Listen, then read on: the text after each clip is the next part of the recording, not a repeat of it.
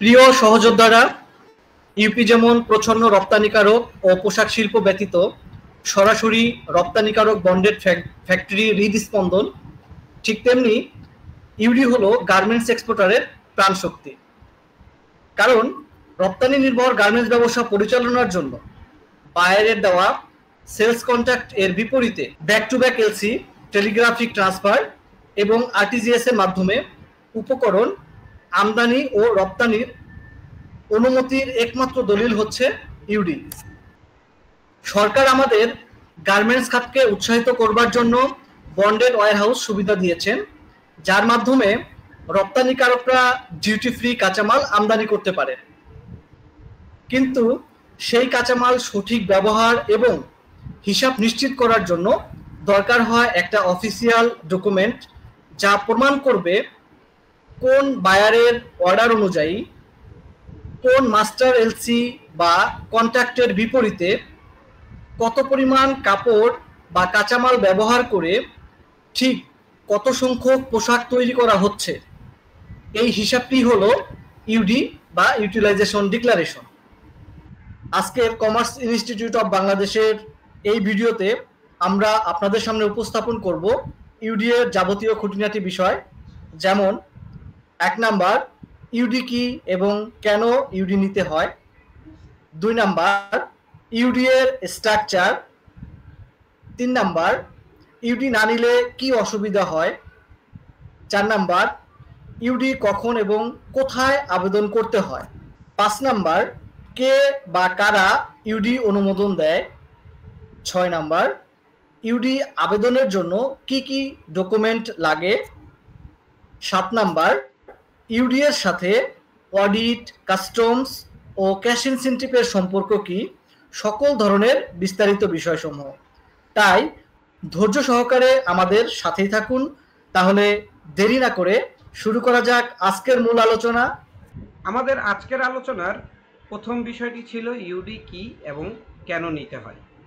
এই বিষয়টির উপরে আমাদের শুরুতেই নাজমুল ভাই আসলে অনেক কিছুই বলে দিয়েছেন, এখানে নতুন করে বলবার তেমন কিছু নেই। তারপরেও আমি এটিকে সংক্ষেপে আবারও আপনাদের সামনে তুলে ধরছি। ইউডি বা ইউটিলাইজেশন ডিক্লারেশন হচ্ছে আসলে একটি ডিক্লারেশন যা সরকারকে জানায় আমরা একটি নির্দিষ্ট এক্সপোর্ট পলিসি অনুযায়ী কি পরিমাণ ফেব্রিক, সুতা এবং কেমিক্যাল ব্যবহার করে কি পরিমাণ পোশাক তৈরি করব, সেটার একটি সারসংক্ষেপ বা একটি লিস্ট। এক কথায় ইউডি হচ্ছে এক্সপোর্ট এলসি এবং কাঁচামালের মধ্যে ব্রিজ বা সেতু।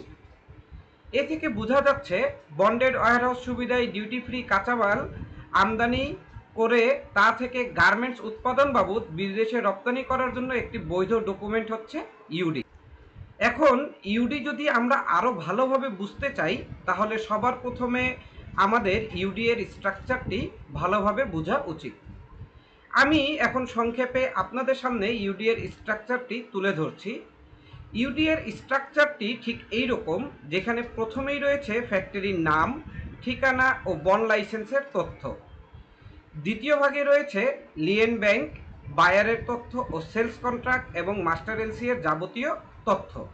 এরপরেই রয়েছে লোকাল এবং ফরেন এলসি এবং এলসি ছাড়া আমদানিকৃত উপকরণের ইনভয়েসের তথ্য। এরপরে সেলস কন্ট্রাক্ট বা মাস্টার এলসি অনুযায়ী স্টাইল, আইটেম, কোয়ান্টিটি এর তথ্য এবং সেই সাথে উক্ত গার্মেন্টসের স্কেচ মেজারমেন্ট বা সাইজ চার্টের তথ্য।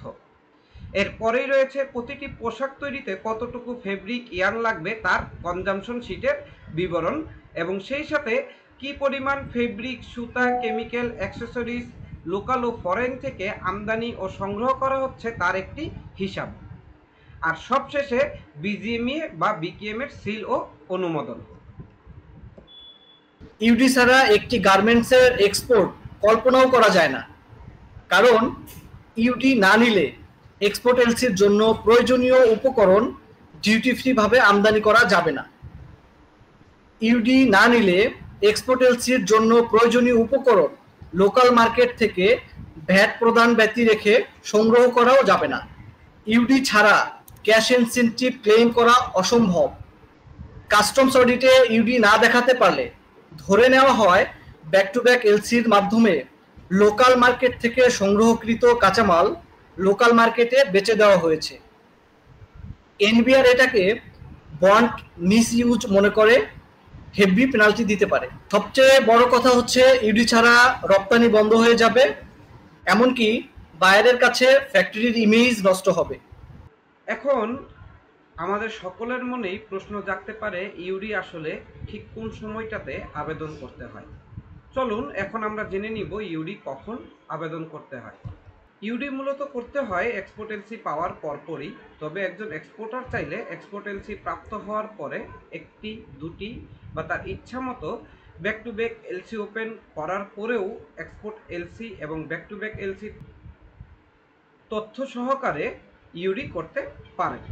তবে এখানে মনে রাখতে হবে যে যেহেতু বিদেশ থেকে আমদানিকৃত পণ্য ডিউটি ফ্রিভাবে খালাসের জন্য বন্দরে ইউডি এর কপি সাবমিট করতে হয়, তাই ইউডি অবশ্যই শিপমেন্ট বাংলাদেশে আসার পূর্বেই সম্পন্ন করতে হবে, যাতে করে যথাসময়ে বন্দর হতে পণ্য খালাস করা যায় কোন ধরনের পোর্ট ডেমারেজ বা ডিটেনশন চার্জ ব্যতি রেখেই। আর লোকাল এলসি এর ক্ষেত্রে সাধারণত ইউডি অ্যাপ্লাই করতে হয় লোকাল এলসিতে উল্লেখিত শিপমেন্ট ডেট এর কমপক্ষে 10 থেকে 15 দিন পূর্বেই, যাতে করে প্রচ্ছন্ন রপ্তানিকারক উক্ত ইউডি প্রাপ্ত হয়ে ইউপি আবেদন সম্পন্ন করে পণ্য উৎপাদন ও শিপমেন্টের জন্য পর্যাপ্ত সময় পায়।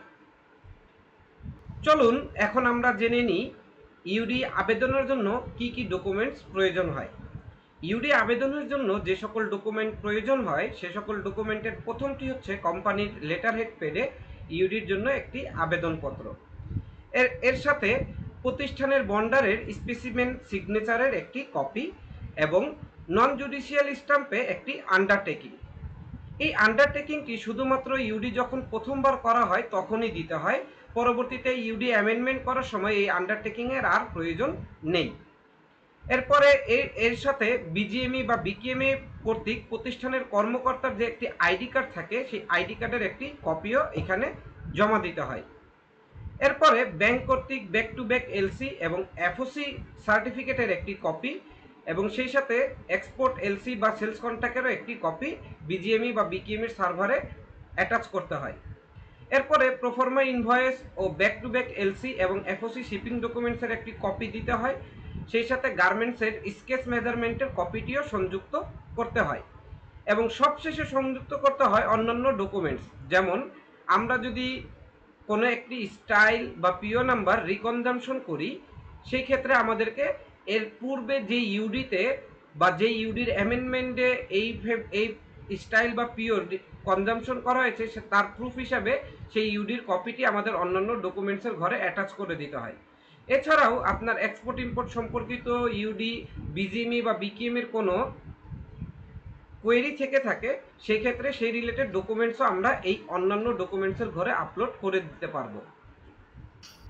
এগুলো সার্ভারে অ্যাটাচ করে অ্যাপ্লাই করে দিলেই বিজিএমই বা বিকেএমই এটা ভেরিফিকেশন করে ইউডিটি অনুমোদন করে দেয়। এখন মনে প্রশ্ন জাগতে পারে কখন বিজিএমই বা কখন বিকেএমই আমরা ব্যবহার করব। আপনার প্রতিষ্ঠান যদি বিজিএমইর মেম্বার হয়ে থাকে সেক্ষেত্রে আপনাকে অবশ্যই বিজিএমইর সার্ভার ব্যবহার করে ইউডি আবেদন করতে হবে।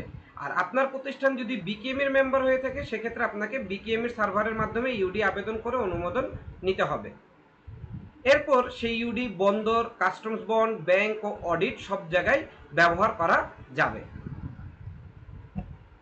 এবং আজকের এই আলোচনা থেকে সকলেই আমরা এই বিষয়টি ক্লিয়ার যে বন্দর, অডিট, কাস্টমস ও ক্যাশ ইনসেন্টিভের সাথে ইউডি এর সম্পর্কটি আসলে কি। আজকের আলোচনার সারসংক্ষেপ হলো, প্রথমত ইউডি ছাড়া কোনো গার্মেন্টস ফ্যাক্টরি ডিউটি ফ্রি কাঁচামাল আমদানি করতে পারবে না। দ্বিতীয়ত ইউডি হলো রপ্তানির বৈধ পরিচয়পত্র। তৃতীয়ত ইউডি ছাড়া back to back LC, cash incentive, bond সুবিধা কিছুই পাওয়া যাবে না। চতুর্থত ইউডি প্রমাণ করে যে আমরা সরকারের দেওয়া সুবিধা নিয়ে সঠিকভাবে আমদানি ও একই সাথে রপ্তানি করেছি সরকারের নিয়ম কানুন মেনে চলে। অর্থাৎ সহজ কথায় ইউডি হলো সেই অনুমোদন পত্র যা দিয়ে গার্মেন্টস ফ্যাক্টরি তাদের নির্দিষ্ট অর্ডার অনুযায়ী আমদানি করা কাঁচামাল এবং লোকাল মার্কেট থেকে সংগ্রহকৃত কাঁচামাল ব্যবহার করে উৎপাদন শুরু করার অনুমোদন পায়। ইউডি ছাড়া গার্মেন্টস ফ্যাক্টরির উৎপাদন কার্যক্রম ও কাঁচামাল ব্যবহারের বৈধ হয় না। তাই ইউডি শুধু একটা কাগজ নয়, এটা হলো গার্মেন্টস এক্সপোর্টারের লাইফ লাইন। আজ এ পর্যন্তই। আপনাদের সাপোর্ট আমাদেরকে ভবিষ্যতে আরো গুরুত্বপূর্ণ বিষয় আলোচনা করার জন্য উৎসাহিত করবে। সবাই ভালো থাকুন, সুস্থ থাকুন, শিখতে থাকুন। আল্লাহ হাফেজ।